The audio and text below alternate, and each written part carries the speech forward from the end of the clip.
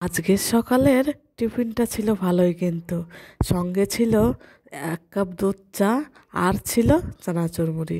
কার কার ভালো লাগে তোমরা একটু বলে দিও। আমার তো খুবই ভালো লাগে। তা সকালের জলখাবারে ছিল চা আর চানাচুর মুড়ি। সকালের যে সমস্ত বাসি কাজ থাকে সেগুলো তো সব সারা হয়ে গেছে, এমনকি আমার রান্না বান্না হয়ে গেছে, চাও খাওয়া হয়ে গেছে দেখলে। তারপরে চলে এসেছিলাম বিছনা গোছাতে। বিছনাটা আমি এখন গুছিয়ে নিচ্ছি। অনেক কথা বলে ফেললাম, তা আমার পরিচয়টা আগে তোমাদের সামনে দিয়ে নিই। শুভ সকাল বন্ধুরা, তোমরা সবাই কেমন আছো? আশা করি সবাই ভালো আছো, সুস্থ আছো। তোমাদের আশীর্বাদ ভালোবাসায় আমরাও বেশ ভালো আছি।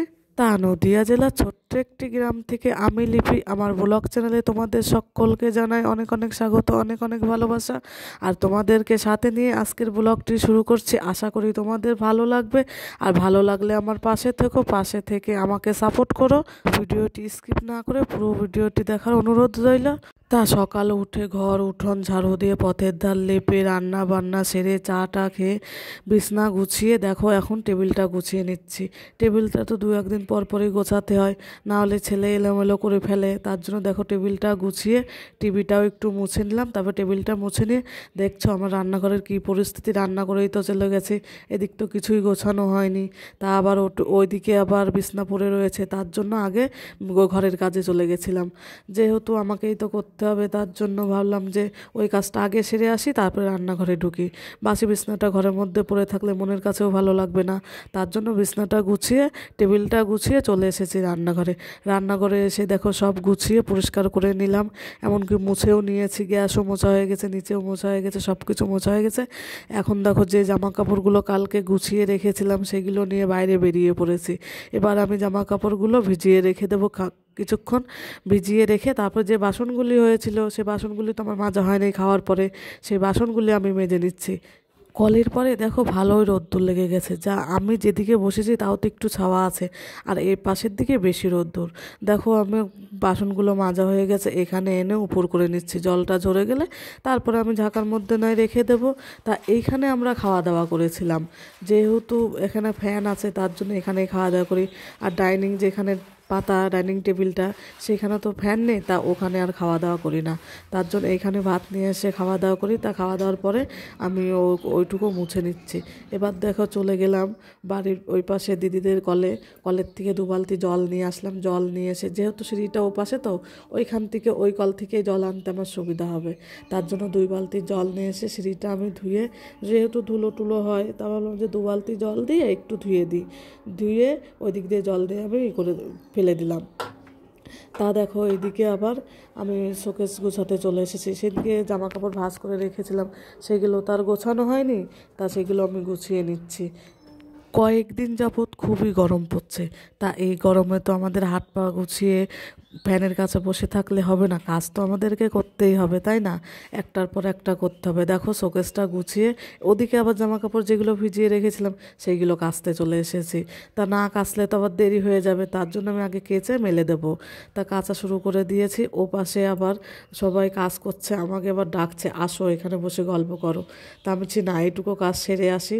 তারপরে দেখো আমি চিরুনি দুটো নোংরা হয়েছিল, সার্ফের জলে ভিজিয়ে রেখেছিলাম, তা এখন চিরুনি দুটো পরিষ্কার করে রেখেছি। এই দেখো গোলাপি চিরুনিটা আমার বিয়ের চিরুনি, তা ওটা দিয়ে আমার মাথা আঁচড়াতে ভালো লাগে। তা ওই দেখো বলছিলাম না ডাকছিল ওরা, এই যে এইখানে ডাকছিল, ওরা সবাই কাজ করছে। তা আমাকে বলছে আসো এসে গল্প করি। তা বসলে তো হবে না, আবার তোমার কাজেও বসতে হবে, ওদিককার কাজ তো সারা হয়ে গেছে। তা এদিকে আবার আমি একটু বসে গল্প করে নিচ্ছি, গল্প করেই কিন্তু আমি চলে আসবো। এই দেখো এটা কী ধরনের কাজ দেখেছো? এক একজনের এক এক রকম কাজ। তা তোমরা দেখো এটা হচ্ছে মাটির কাজ, পুতুল বানাচ্ছে মাটি দিয়ে, তৈরি করছে ডাইসে দিয়ে, দেখতে পাচ্ছ? খুবই সুন্দর। এগুলো রং টং যখন করে এত সুন্দর দেখা যায়, খুব ভালো দেখা যায়। তাই এই যে আমাদের পূজা রানী বলছে হাই হ্যালো লাইক করে দিও, এরকম বলে যাচ্ছে। আমার কাকির চ্যানেলটাকে সাবস্ক্রাইব করে দিও। ও খুবই একটা ভালো মিষ্টি মেয়ে, তা এরকম বলছিল। তা দেখো ওখান থেকে এসে আমি কিন্তু কাজে বসে পড়েছি। তা ওখানে গল্প করলে তো আমার হবে না, আমার তো কাজে বসতে হবে। তা কাজে বসে দেখো আমি পানও বসিয়ে নিয়েছি, এরকম মালটা ঝেলে নেব। মালটা ঝেলে তারপরে আবার যাব অন্য কাজে।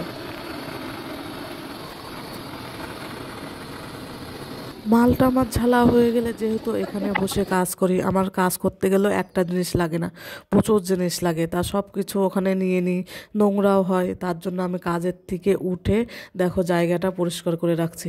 যেহেতু আজকে আমি এখন যদি পরিষ্কার করে রাখি, কালকে সকালে আমার কাজে বসতে সুবিধা হবে, আর পরিষ্কার করতে হবে না। ওই জন্য আমি আগের থেকেই পরিষ্কার টরিষ্কার করে রেখে দিই, তাহলে কালকে আমার কাজে বসতে সুবিধা হবে। ঝাড় দিয়ে দেখো আমি বাইরে বের করে নিচ্ছি। এইবার দেখো চলে এসেছি ঘরের পাশে। এইখানে তো পাতা পড়ে, তা কয়েকদিন যাবত ঝাড় টাড় দেওয়া হয় না। তা ভাবলাম যে ওইখানে চান করার আগে এটা পরিষ্কার করে নিই, পরিষ্কার করে নয় চান করতে যাব। তা আমার ওইদিকে তো ঝাড় দেওয়া হয়ে গেছে, আর এটা কিন্তু আমাদের জায়গা না, এটা অন্য লোকের জায়গা। যেহেতু আমরা এখানে কাজ বাজ করি, নোংরা টোংরা ফেলি, তার জন্য ওইটা পরিষ্কার করে দিলাম জায়গাটা। তা দেখো চান হয়ে গেছে, আমি কিন্তু ছাদে চলে গেছি জামা কাপড় মেলতে। যেহেতু দেখো এখন কিন্তু অনেক বেলা হয়ে গেছে, 3:30 মতো বাজে। রৌদ্রের তাপ দেখে মনে হচ্ছে 10টা 11টা বাজে, কিন্তু না, বেলা কিন্তু ভালোই হয়ে গেছে। ওদিকে চান করে জামা কাপড় মেলে ছেলে বলছে আমাকে খেতে দাও। তা ছেলের ভাত বেড়ে দিলাম। দেখো আজকে আমি রান্না করেছিলাম রুই মাছের ঝোল আর ভাত।